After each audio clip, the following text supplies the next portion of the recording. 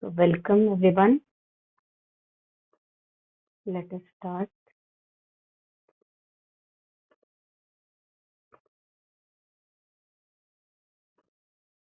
Just a second.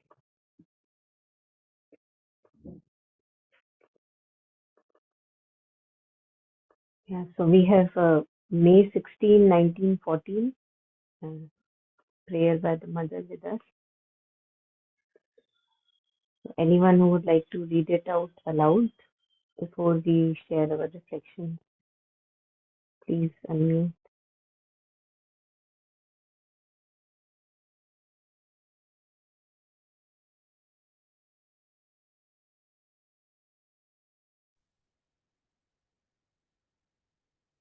May I?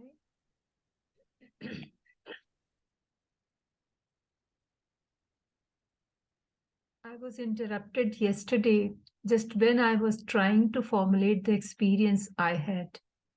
And now everything seems changed. That precise knowledge, that clear sightedness has given place to a greater love for Thee, O Lord, which has seized my whole being from the outer organism to the deepest consciousness, and all lies prostrate at Thy feet in an ardent aspiration for a definitive identification with Thee, an absorption in Thee. I implored Thee with all the energy I could summon. And once again, just when it seemed to me that my consciousness was going to disappear in time, just when all my being was nothing but a pure crystal reflecting Thy presence, someone came and interrupted my concentration.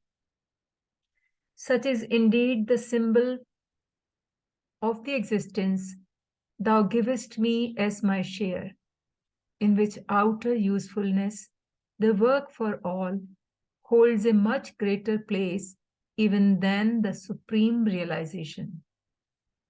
All the circumstances of my life seem always to tell me on Thy behalf. It is not through supreme concentration that Thou will realize oneness. It is by spreading out in all. May Thy will be done, O Lord. Now I understand clearly that union with Thee is not an aim to be pursued. So far as this present individuality is concerned, it is an accomplished fact since a long time. And that is why Thou seemst to tell me always, do not delight in the ecstatic contemplation of this union. Accomplish the mission I have entrusted to Thee upon earth. And the individual work to be carried on simultaneously with the collective work is to become aware and take possession of all the activities and parts of the being. The definitive establishment of consciousness in the highest point, making possible both the prescribed action and the constant communion with Thee. The joys of perfect union cannot come until what has to be done is done. First, union must be preached to all, afterwards work. But for those who have realized the union, every moment of their life must be an integral expression of Thy will through them.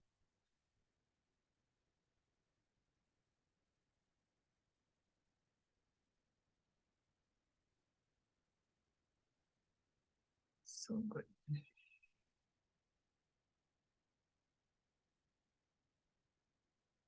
Yeah, any thoughts, any reflections are welcome.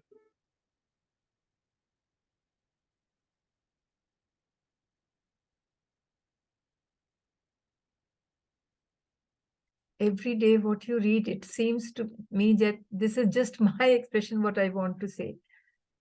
Probably Mother is saying about karma yoga, that work is important. Often when we forget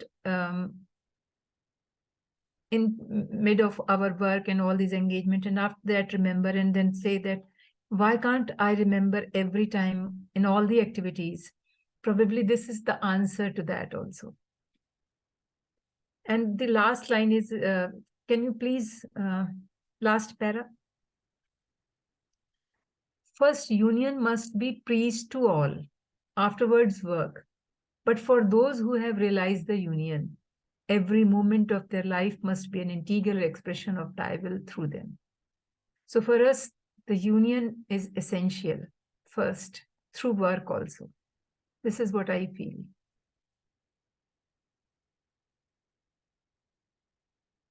Yes, thank you.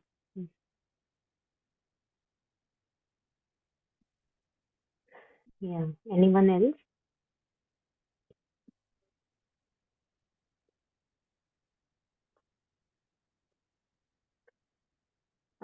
So what is meant by may thy will be done, O Lord?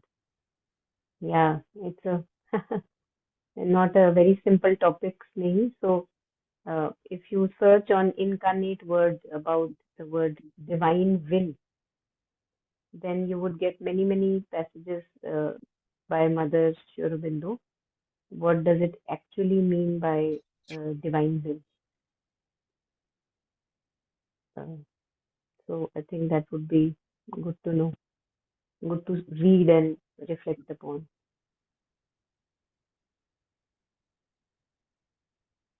Because mostly we have our own biases, preferences, likes, dislikes.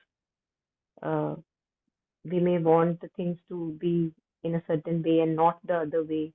So that comes like a curtain in front of the divine unfolding. It distorts the unfolding. Although the unfolding still goes on, even with all the distortions, and ultimately the unfolding wins and not the distortions. But we human beings have the capacity to consciously be aware of the distortions.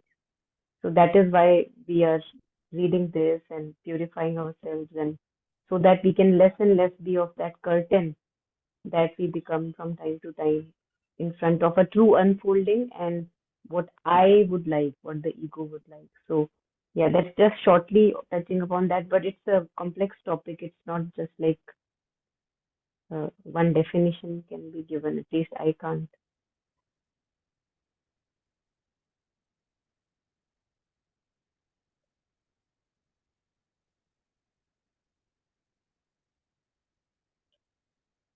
So it's a very deep prayer. I don't know how much we can touch the aspects that Mother is sharing here because some experiences at this stage when Mother is writing this prayer, Mother has very stabilized experiences of union with the divine, and we have no idea what that means.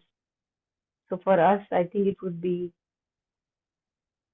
maybe recommended. I don't know. It's my personal feeling that whatever little we can take from this prayer, whatever little resonates and can become my cultivation or some work in progress, that I must take and forget the rest because it's. I feel that I would not. I don't know. I'm feeling a bit skeptical to go to what exactly is Mother's experience when Mother is writing this, and if, since she shares later that where is it? Mm, yeah, this one. Now I clearly understand clearly that union with thee, union with the divine, is not an aim to be pursued so far as this present individuality is concerned. So that is concerning the mother herself, that what is the task, what is the mission she has to fulfill in this life as the avatar.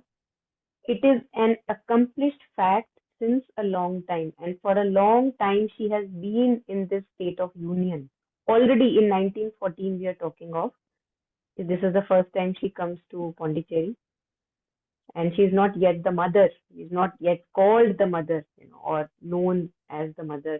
Even when she came back, and then one, ashram became to be established. Uh, so for 5, 6 years, she was not interacting with people. She was not actively engaged in ashram and activities. So she was totally into herself. And so we have to realize that when she's saying all these things, that that work for me, for this present personality, it seems like it is not through supreme concentration that thou will realize oneness. It is by spreading out in all. So she has been in that oneness and unity consciousness, one with the divine, for a very long time already, and she stays that into that further.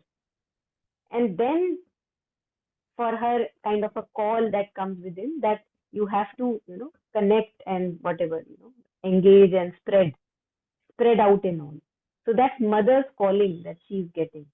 Now, I have a feeling that each one of us would have a different calling, but irrespective of our calling, I think what for me comes as a takeaway here, what Anjali ji was talking of, towards the end, and we will take the whole thing also. We try to this one, that uh, first union must be preached to all. Now Snehi just asked, what is meant by divine will? How would I know divine will if I continue to engage with my ignorant self? No one can. No matter how many PhDs I may have done, it doesn't matter how much worldly success I may have. I may be a great scholar, I may have written many articles, but if the union is not there, then I can't know what is the divine will. Whatever my action, whatever my speech, it will be half in ignorance. So that's why she's sharing that first thing is union is not the last thing, like we say, that ultimately you unite with the divine, ultimately. But here she says union is first. That's the classic thing about integral yoga, because without that we are blind. And what can a blind person do? To how much it can integrate itself? Being blinded all the time by our own prejudices, by attaching too much importance to my thoughts, my feelings, my ideas, my way of life. So if ignorance continues, I can't know the divine will. That conscious knowing cannot be there. And towards the end, what she says, I think that can be a takeaway for us. And of course, each one of us can have their own takeaways. For me, it like jumps out that first and foremost is my union achieved? That is the question I have to ask. Am I united with the divine? As Anjali ji was sharing, in all the activities of my daily life, do I feel united? And in my intense concentrations, am I united? And we will see that no, there is a lot of work to be done. So first union must be preached to all, afterwards work, because before union whatever work is done through half blinding, blindedness. Wantingly, not wantingly, we will be hurting, harming, doing things which are not necessary. Now the thing is, now the question can be that what do I do then before the union is achieved? Do I stop all the work? But the thing is that not stopping of all the work, but engaging in only that which uplifts and which unites us further with the divine. Just like we talk of, many a times this sapling, there is a little sapling. And for the sapling to be stronger, we have to put a fence.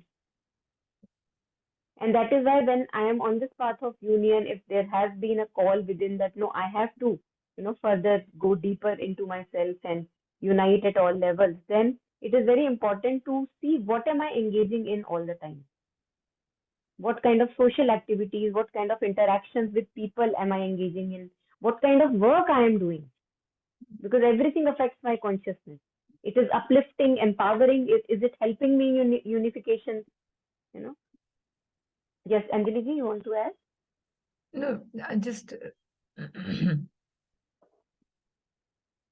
no, no. You continue, Monica. Okay, Was just okay, okay. Please share any time ah, whenever you feel like. So mother has said that before we get to know what is our true vocation, which I think I've put it forward many times in our sessions, that people ask what should be the attitude towards work and life. mm, And mother says that each work that you do, it doesn't mean that office work only. It means everything in the day-to-day life, cooking, taking care of homely stuff, looking after children, everything. So she says that whatever comes on the way has to be done from the highest possible attitude of servitude, like Shraddha Bhav in Hindi that we say, that this is my offering. Am I doing that? We will see that there are many, many places where we are failing still, and there can be improvement. My attitude can become better, sincerity can be there, purity can be there, the bhavna, the feeling of emotion of this act of offering can be there for this. So that is how we go forward before the union is achieved. So right now we know that my union is not there. Okay, what should be my highest possible attitude? Mother has recommended this is the attitude that we must take.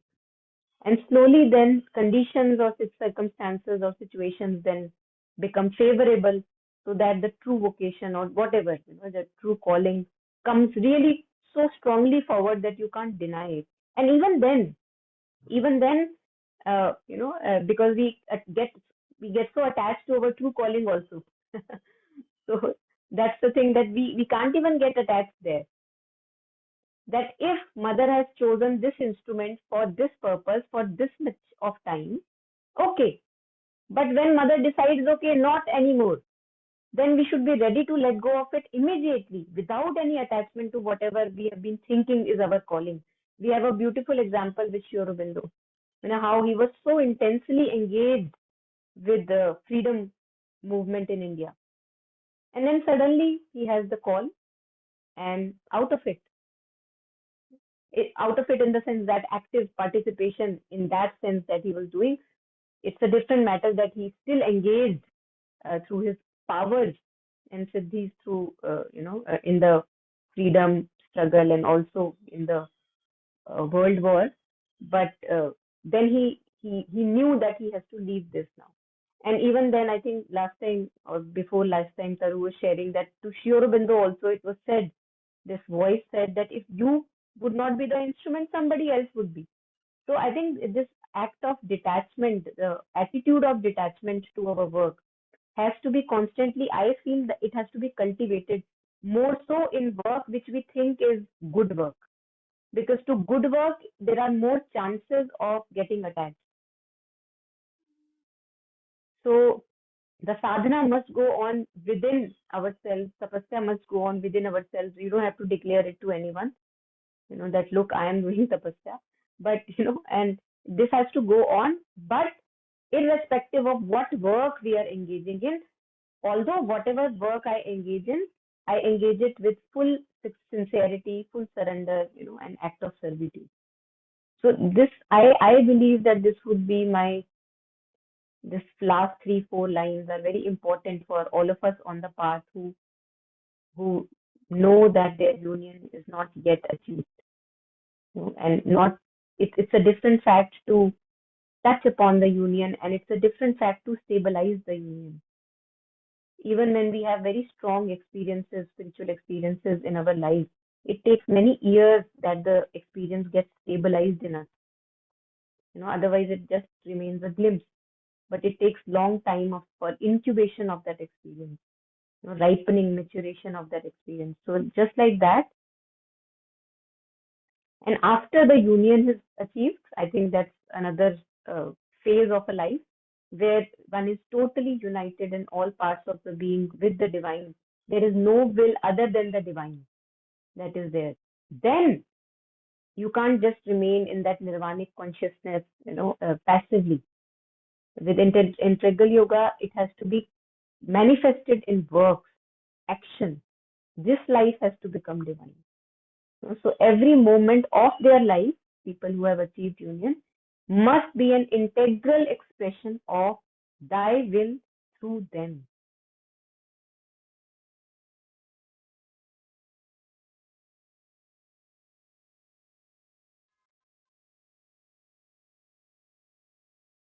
And then we have complete joy of union, that even in work and each aspect of our life, there is a sense and growing degree of union that we have.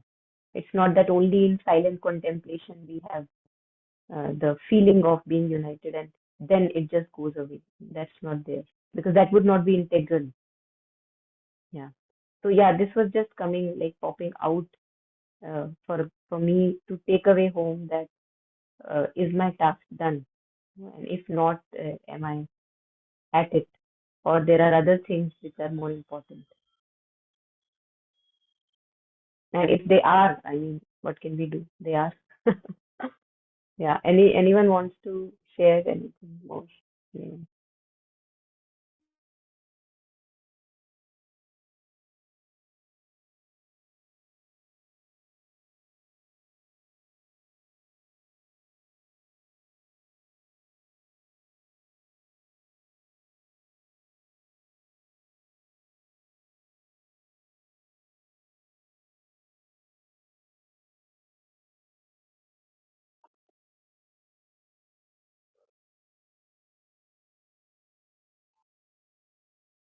So it's a joy in contemplation and silent reflections. All of us who sit with ourselves for even for some minutes, and at times we may have glimpses of that union or that touching upon that, like I don't know what to say. So, but it's a joy, it's a delight. But we here, for mothers who has the experience for a it is an accomplished fact since a long time. For her, now that is not her calling.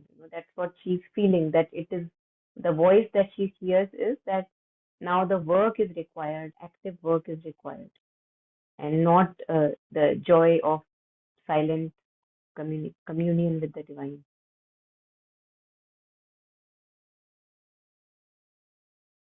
Yeah. Do not delight in the ecstatic contemplation of this union. Accomplish the mission I have entrusted to thee upon earth. And I think this can be relatively, I feel, taken as for all of us also in our life that uh, we have moments of stillness, moments of really beatitude in our silent contemplation, and then we feel that like there is a gulf in our practical life, and when we are in silence and in our own self, that gulf has to be bridged, and our task is not over so long as we see continuously that yes, there is a gulf. So one needs to be very honest to see and admit the gulf so that the union becomes more proper, and that the gulf can be bridged. And whenever I think of gulf, mother again, comes to us because in Savitri it is mentioned, and I think all of us who have a connect with the mother would maybe know intuitively that she is the golden bridge. And if we want to lessen this gulf and we want to bridge this gap between our inner knowing and outer act and body and speech, and action, then total reliance on the mother is a wonderful help. And that is when we can say slowly, as we totally rely on the mother and nothing else, that let thy will be done and not mine. Because then my individual will not be. There is no personal individual will. Since everything belongs to the mother, my life belongs to the mother, my work belongs to the mother, my family belongs to the mother. What is there which doesn't belong to the mother? So how can I have any say on anything? So then the divine will can come forward in action consciously, not we are not distorting it knowingly.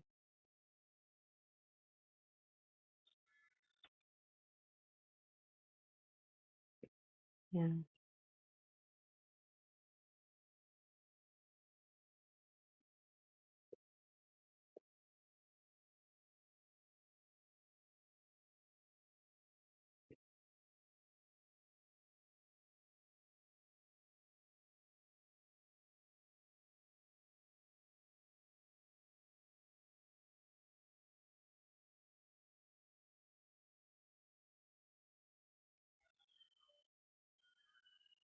Okay. So yeah, if anything is there on this these lines, then we can take it. And if not, I have just taken out something from Mother and Sri Aurobindo, which we can maybe go through. I don't know how relevant it is to today, but maybe it is. I don't know. We always find a connect. So yes, anything here, anyone? Yeah, one like to share. Acharya Prashant EP, he's often said that, you must, like, we talk about winning, we talk about losing, we talk about fighting. And he says that it's not about winning or losing, it's about what are you winning or losing at, right? Because usually our fights, our wars are not for some things which actually take us towards where we want to be. They're all just mostly ego things, right? Like, okay, somebody said this, I mean this, I want to show off, I want to do that here. So just this reflection too, that, how you said that how everything has to be directed towards that. So if one keeps asking that question whenever possible, that where is this taking me, or what is the, auchitya, the purpose of this thought, this contemplation, this work, this engagement, just it becomes, then that also becomes a habit, right? Like just slipping on the slippery slopes become patterns for us, but this too can become the pattern. So yeah, just that. Thank you.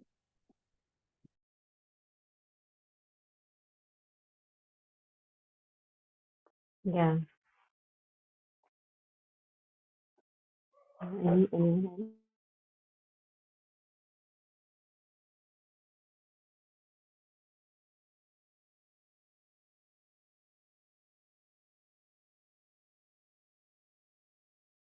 Okay, so now we maybe I thought we will take something from. So since Mother is talking of purity, that there has to be total like purification, constant purification in the being, and if you suppress the dirty things, then they just show up again and again. So on that, I was reading something which now I have found on this incarnate word. So maybe we can go through this. I felt it is nice.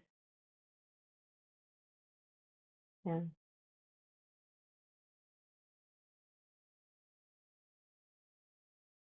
So it's a very long one, but I don't know if it's good to touch everything.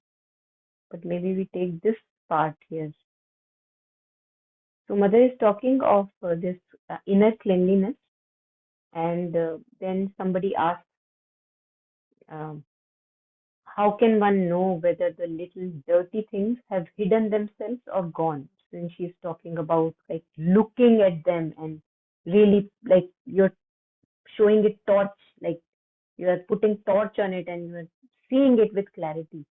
Otherwise, she says that dirty things they just hide in the corner and you don't know when they come up again. So let us go through this. Maybe we get a few insights here. It's a long one. We will see how much we can take. Yeah. So would anyone want to read it out aloud for us? Maybe the first bit until here. Mhm.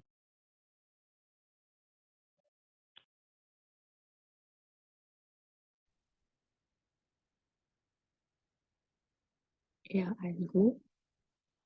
How can one know whether the little dirty things have hidden themselves or have gone? One can always try little experiments. I have said that one must use a torch, a strong light, then one must take a round within one's being. If one is very attentive, one can very easily find these ugly corners. Suppose you have a beautiful experience that suddenly, in answer to your aspiration, a great light comes.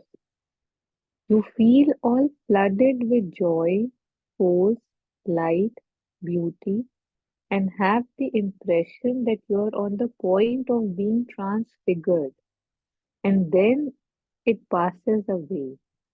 It always passes away, doesn't it? Especially at the beginning. Suddenly it stops. Then you tell yourself when you're not vigilant, there it came and it has gone. Poor me.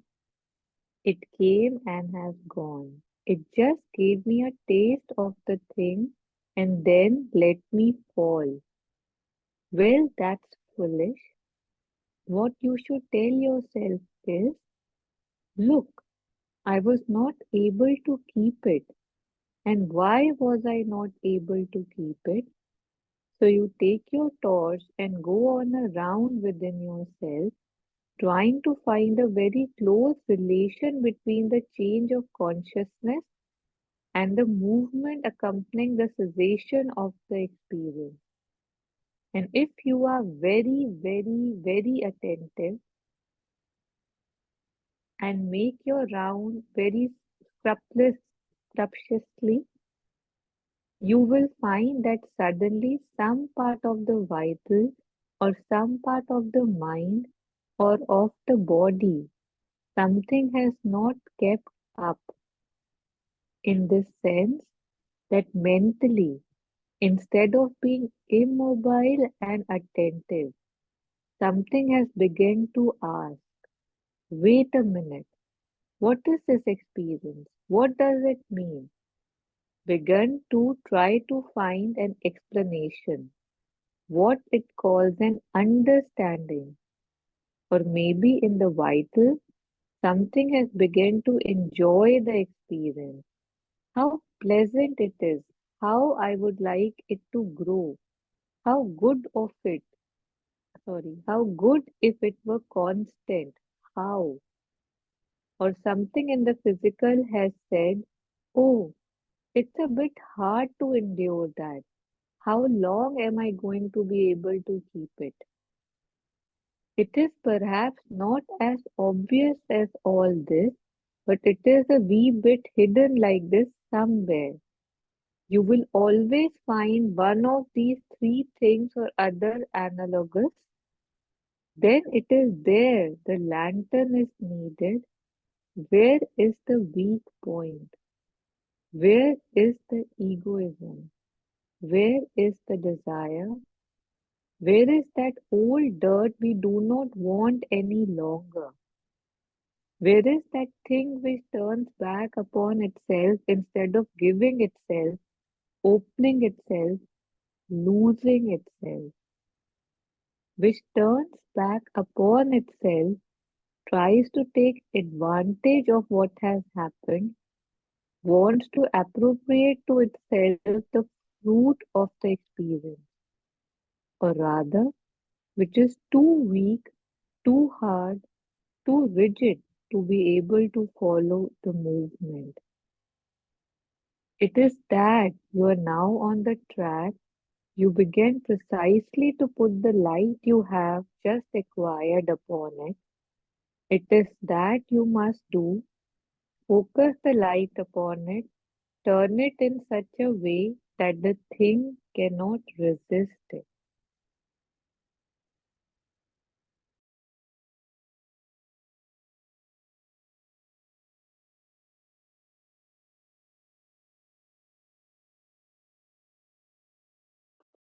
In biology, we have something called, very high level electron microscope, which can go very deep into the tissues and atoms and, really take detailed pictures. So, whenever we read anything, by the mother, where she goes into such great details, minute details, it's like exactly I'm reminded of something like that.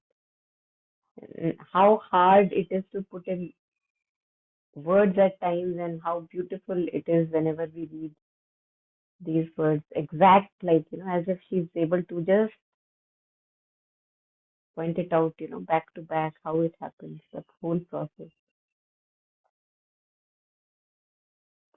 So this is very common with us, all of us have had glimpses of whenever we are able to do, and later on in the paragraph which come later after this, she says that we like what we usually do, how she says that it turns back on itself.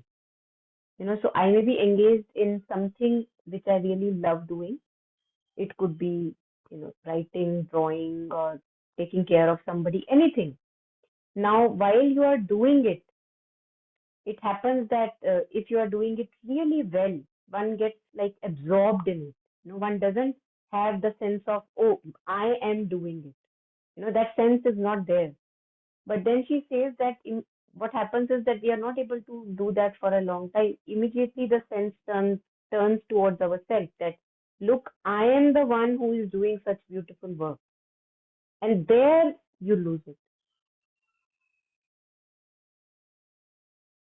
All of us have had such experience, that the moment the focus gets removed from the thing and it comes back to the one who is doing it. And later on, maybe I can share these words which comes later. Um,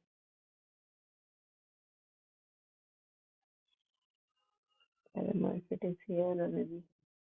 Yeah, yeah. See, so here mother says that if you are doing something, and you suddenly lose that glimpse, and then you are trying to find the reason, why did I lose that glimpse so easily? I was in such a beautiful experience, or something was going on, and suddenly you lost it. So mother says that inquire why you lost it, because there must be some mental or vital or physical limitation because of which you lost it. So then she says that if you are immediately vigilant and the mind starts nosing around to understand what is happening, so you are having maybe some beautiful experience either in work or inwardly, and the mind pokes in, oh, let me see what is it going on, how am I performing so well, or whatever. Then she says, if you are immediately able to sense the mind nosing in, then you say, silence, keep quiet to the mind.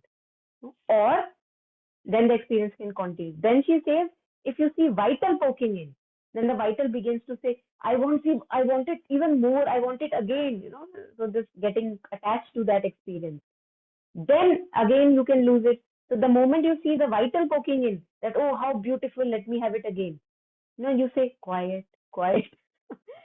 So quiet, quiet, don't move, calm yourself, don't get excited, just like the quiet little children when they get too excited, or our own self. Or when the physical being, many a times we are sitting in our calm and quiet times, we are trying to concentrate. The physical doesn't collaborate. It resists that sitting. It wants to move. So mother says that if physical being has that limitation because of which the experience is not stabilizing itself, and it says, oh, I shall be crushed, like I can't endure this pain, of sitting or whatever, then mother says, what do you tell to it? A little endurance, if you please. You are a coward. You don't know how to stand the test. If you manage to do this in time, with the necessary calmness, with the necessary determination and will, you will arrive at something. But if you are like that, passive, indolent, fatalistic, and tell yourself, oh, sorry, I just continued, So mother just said that you can tell your physical, a little endurance, and if you please, you are a coward. You don't know how to stand the test. So just immediately recognizing what part in the being has done the ruckus, is not collaborating in the experience. And to stabilize the experience, one can immediately notice and settle it down. And usually what happens is that we notice it in retrospect, that we lost the glimpse, and now we are wondering, why did I lose it so easily? So mother says that if you are very sincere and honest, if you want to look, then go with this torchlight and find out what is the thing that is poking in. So that is what Taru was reading, this first half, this one. Yeah, that dirty things. No, now how does dirty things connects here? Because if you're having a good experience or an experience in communion, suddenly because of something, some darkness, some error, and that is what we call dirty thing, that experience gets broken. Like you're not able to have the stabilized experience. So mother said that usually it is because of some movement in the mental, some poking in from the mental, trying to understand logically, analytically things. So you can quieten that down. Then vital wants more, more, more. You can quieten that down. And the physical says, I can't do it. And then you can also quieten that down. While the experience is, you're getting a touch of it and you see that, okay, this is the problem. So again, I think as mother says, one can experiment. So this thing is good to experiment whenever during our times we have the possibility. So this is how we can become a microscope to our own being. That what was error somewhere, so that the next time we don't repeat, because usually we repeat. Mother says in the uh, paragraph later, and then she says that it's not that you succeed the very first day, but you must do it persistently, little by little, or perhaps suddenly one day it will vanish. And then you will find out after a time that you are another person. When you have honestly and sincerely looked after those dirty things poking in their nose. And then she says that usually what happens that we just repeat it, mistakes are repeated. So she says this is also very beautiful. But if you take the attitude I have already spoken about and throw the blame upon the grace and the light, if you say to yourself, there, it has gone and left me in lurch, you may be sure that even 30, 40, 50 years hence, you will be still at the same place. You will not have changed. There will always be something which will rise suddenly and eat up your experience. Some error somewhere, some weakness somewhere. And then instead of progressing, you will be stuck there marking time because you cannot advance. And now this is also, I believe, was very, very important, because when we are able to find out the dishonesty, it hurts. So she's talking about that hurt, that pain that happens when our dishonesty is found. But if immediately you take the opportunity, note, sometimes it hurts a little. If you go and brutally put the light upon the thing which wants to enjoy the experience or wants to get knowledge or control the experience by a mental understanding, or is too lazy to make the necessary effort to receive the experience and bear it, like the physical sometimes is very lazy and is not able to bear the experience, or to change quickly enough. If you put the will with the light of consciousness upon this thing with firmness, it may hurt just a little. And you say, oh, not so fast, I need rest. So when you are getting hurt, you say, no, no, no, please let me rest because it hurts. I tired myself uselessly. Now mother says, then everything has to be begun all over again. Sometimes days, even months, sometimes years will pass without it coming back, the experience coming back, that union you had. Sometimes if you are a little more active and intense in your aspiration, it will return sooner. But if you commit the same stupidity again, the same thing will happen. While if immediately you are vigilant, and when the mind starts nosing around to understand what is happening, you tell it silence, keep quiet, then the experience can continue. Then the vital begins to say, I want lots and lots, more and more. You say, quiet, quiet, don't move, calm yourself, don't get excited. Or when the physical being, oh, I shall be crushed, then you say, a little endurance, if you please. You are a coward, you don't know how to stand the test. So you settle down all the parts of our being. Yeah. Yeah, I think that's what I wanted to bring out, because I thought it was very, very like very crisp and like so minute. And if one can begin working on it, I think that would be really so beautiful. And yeah, this is also very nice where mother says that usually, of course, there are other roads. And mother says that If you're not trying to perfect yourself, then you can lose yourself in some good for some work. So lose yourself in work. One may try to forget oneself in an ever more absorbing work. That is, do what one does as a consecration to the divine, altogether disinterestedly. You have no personal interest of wanting fame, name, reputation, and appreciation through that, but with a plenitude, a self-giving, a total self-forgetfulness, no longer thinking about oneself, but about what one is doing. Just only the object at hand matters.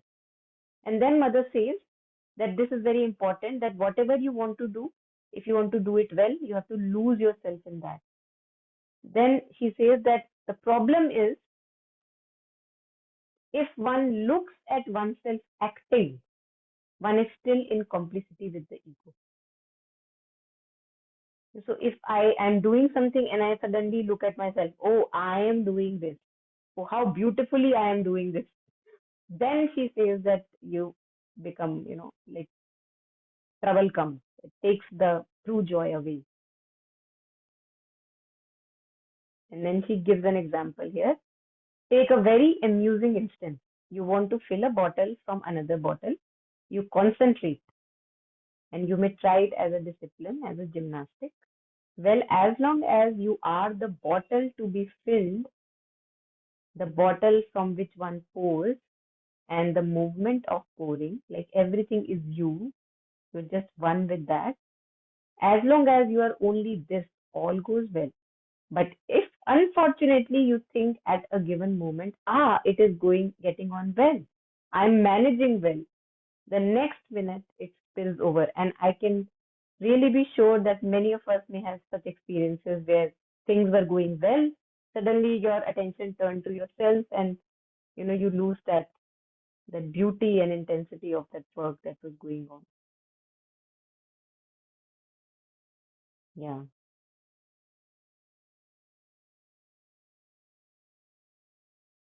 So again, I think a lesson in for us in Karma Yoga, as Anjali ji was pointing in the beginning, Karma Yoga.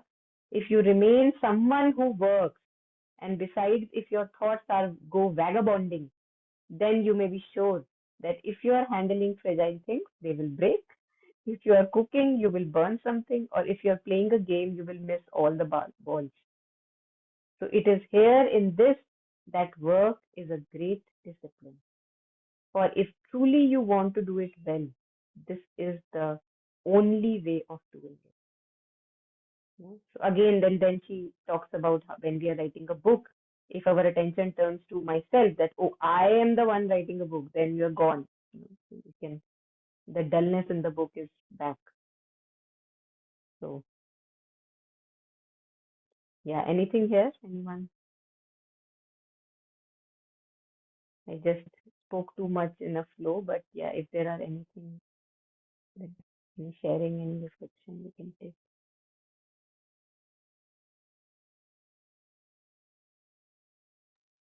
Yeah, very visual and so many past experiences are coming forward. And one more thing I've noticed that if you're focusing and doing something well by definition, but you are so focused, it's just like, say, for example, you and say that uh, machli ki aankh, right? Like the Arjun, they say with that focus. And often there are people who comment, right? कि अरे कितना अच्छा कर दिया. अरे मतलब, and it's a innocent comment. It doesn't mean anything, and it's not that you take it. But I've seen that then that focus breaks, like, and then you're not able to do it anymore till next time you begin again. But I've observed that it's not that I took it, yes, I have done it, but something breaks when I let something break because I heard it, right? I allowed it to enter me. And I used to wonder about that, yeah, but this was very revelatory, like very revelatory. And I don't think there would be anybody who would not be able to relate to this. Yeah, amazing. Thank you for sharing.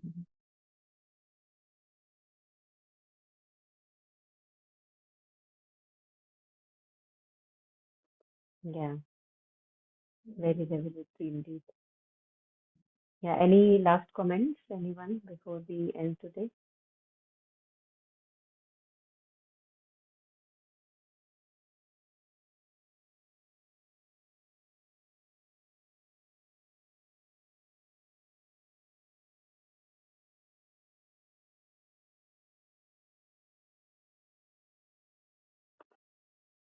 Okay, so I think we can maybe end here today. And before we leave, let's take a moment of silence to share, dedicate, and share our merit with all the sentient beings.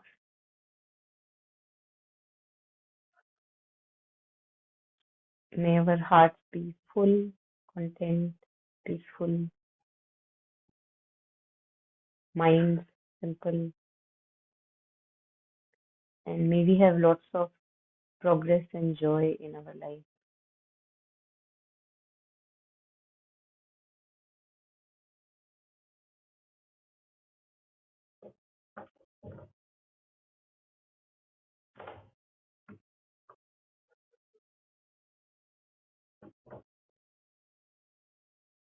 Thank you, everyone. Thank you for joining.